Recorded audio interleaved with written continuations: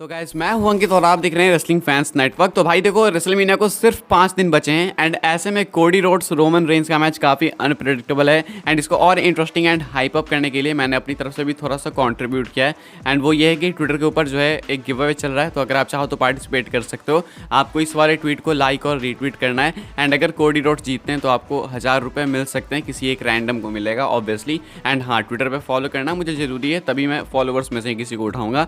And obviously मैं घर नहीं लगा सकता था वहाँ पे, क्योंकि भाई कोडी का कोई ठीक नहीं है, क्या पता वो जीत जाए उसके बाद अगले दिन मेरे पास रहने को घर ना बचे। तो इसलिए सेफ साइड खेलेंगे, 1000 रुपये काफ़ी है। तो आप लोग जाके पार्टिसिपेट कर सकते हो, लिंक मिल जाएगा आपको इस ट्वीट का डिस्क्रिप्शन में टॉप पे। बाकी कोडी रोड्स को लेके गाइस अपडेट है एंड कोडी रोड्स के रेसलमेनिया पायरो को लेके उन्होंने खुद से स्टेटमेंट दी है। मतलब कोडी रोड्स के एंट्रेंस की बेस्ट चीज़ क्या है? पायरो है ना।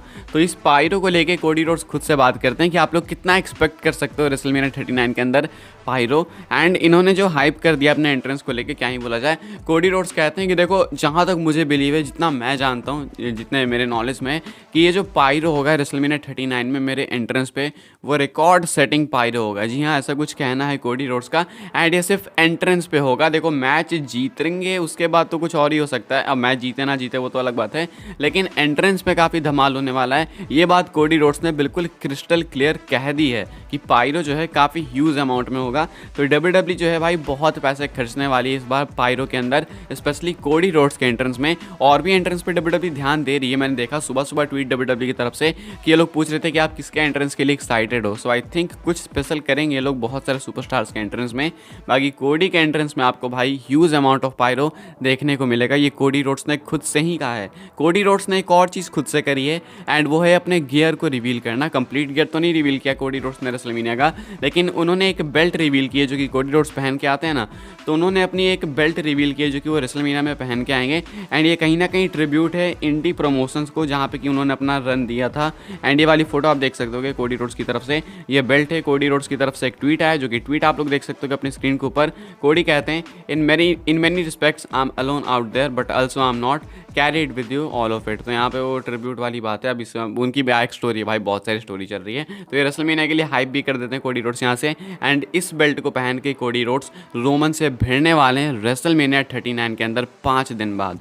आगे बढ़ते हैं, रैंडी ऑर्टन की बात करते हैं। रैंडी ऑर्टन का रिटर्न रेसलमेनिया में होने वाला है। लॉस एंजलिस कैलिफोर्निया रेडी है बिल्कुल रैंडी ऑर्टन का वेलकम करने के लिए। एंड वाइपर फाइनली आपको अपना रिटर्न करते हुए दिखेंगे रेसलमेनिया के अंदर, ऐसा कुछ सोर्सेस का कहना है। ऐसे में रैंडी ऑर्टन को अभी स्पॉट कर लिया गया है। कहाँ किया गया है? तो उनकी वाइफ की इंस्टाग्राम स्टोरी के ऊपर आप लोग देख सकते हो कि अपनी स्क्रीन के ऊपर।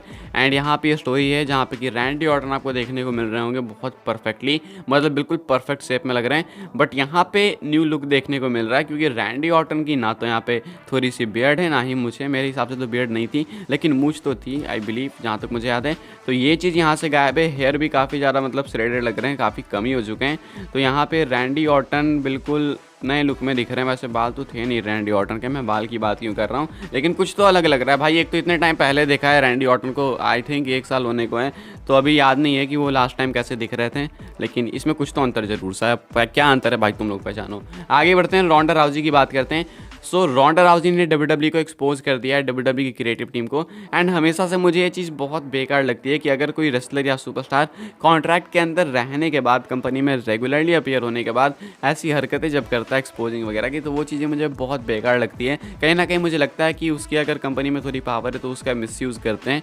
कंपनी से रिलीज़ होने के बाद या फिर छोड़ने के बाद अपने टर्म्स पे, वो अलग बात है। बट ये रहने के बाद ये वही बात हो जाती है कि जिस थाली में खा रहे हैं उसी में छेद कर रहे हैं। तो मैं किसकी बात कर रहा हूँ? रोंडा राउजी की। रोंडा राउजी जो है भाई डब्ल्यूडब्ल्यू को एक्सपोज करते हुए दिखती हैं। इनके यूट्यूब के ऊपर, इनके चैनल के ऊपर एक नई सीरीज आई है, रोंडा ऑन द रोड। एंड यहाँ पे शायद ये बीटीएस की बात करती हैं। बीटीएस उनकी बात नहीं कर रहा हूँ मैं, बिहाइंड द सीन्स की। तो यहाँ पे रोंडा राउजी क्या कहते हैं वो मैं आपको बताता हूँ। यहाँ पे कैप्शन आप लोग देख सकते हो कि इनके इंस्टाग्राम पोस्ट का। यहाँ पे लिखती हैं, imagine what our Liv Morgan feud could have been if we were not hamstrung by a bunch of octogenarians who still think they know how to be happy while putting less than 5 minutes of thought a week into each women story line. तो यहाँ पे भाई बहुत लंबी कहानी लिखी इन्होंने। Simple बताऊँ तो ये कोस रही है WWE की क्रिएटिव टीम को कि विमेंस डिवीजन के बारे में ये लोग सोचते नहीं है, 5 मिनट सोच के बहुत बड़ा कुछ उखाड़ लिया ऐसा समझते हैं ये लोग।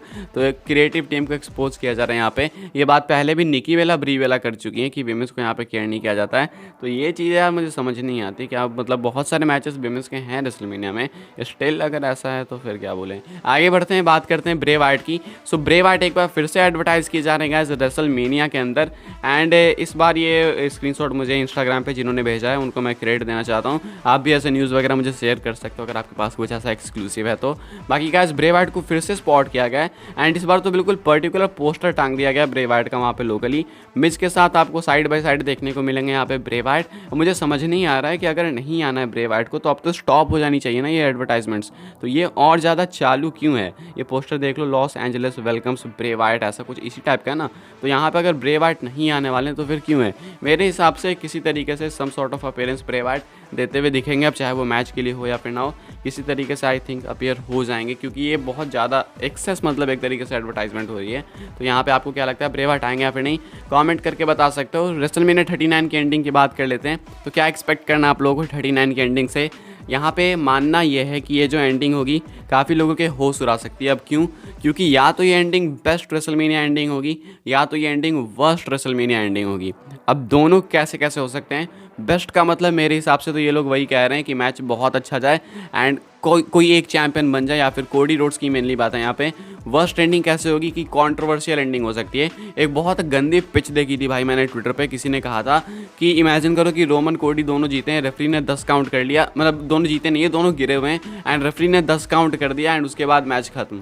तो ये एंडिंग अगर ऐसी होगी तो भाई मूड खराब हो जाएगा। तो इसीलिए लोगों को डर है कि या तो ये बेस्ट रेसलमेनिया एंडिंग होगी या तो ये वर्स्ट रेसलमेनिया एंडिंग होगी। आई होप जो भी हो बस डिस्क्वालिफिकेशन से या फिर काउंट आउट से ऐसे मैच एंड ना हो, बाकी सब सही है फिर मेरे लिए। तो इस वीडियो के लिए गाइस यही अपडेट्स थी। अगर आपको वीडियो से इन्फॉर्मेशन मिली हो तो लाइक कर सकते हैं, शेयर कर सकते हैं, सब्सक्राइब कर सकते हैं चैनल को आने वाले टाइम में। ऐसे WWE अपडेट्स पाने के लिए फॉलो कर सकते हैं मुझे इंस्टाग्राम एंड ट्विटर पे। एंड हाँ, गिव अवे में पार्टिसिपेट करना है तो फॉलो करना जरूरी है क्योंकि मैं वेरीफाई करूँगा।